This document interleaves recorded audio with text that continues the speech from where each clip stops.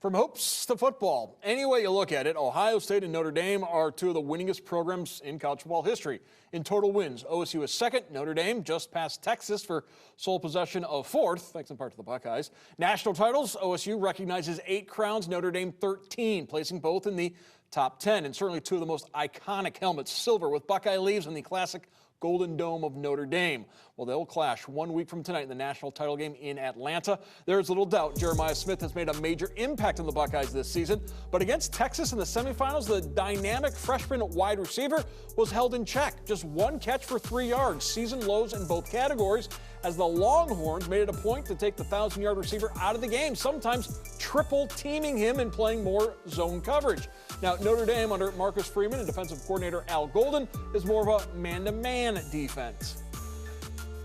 As you watch film, not many teams are successful just sitting in man coverage versus these receivers. So we'll obviously have to mix some things up and come up with a great plan to try to limit what they do in the passing game. You're not going to be able to stop their receivers totally. They're a talented bunch. And so we'll come up with a plan and be able to adapt and adjust based off what's going on in the game. The ultimate goal is to, score points and move the ball. And there's a lot of things that come into play. We want balance, and that's why it's important to make sure that we have balance across the board. When you have, weapons across the board, it's a little bit harder, like you said, to just take one thing away. And then it's, our job, and Will's job to make sure that, we understand what they're taking away and what they're giving up.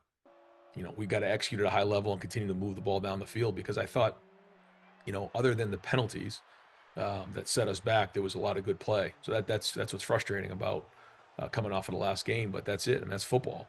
And so we got to make sure that we're on our game and everybody's doing their job. And your best Buckeye coverage continues all week long, and then we will hit the road to Atlanta. Ohio State and Notre Dame will hit the Peach State on Friday. We'll have reports all week long and all weekend long on BCSN.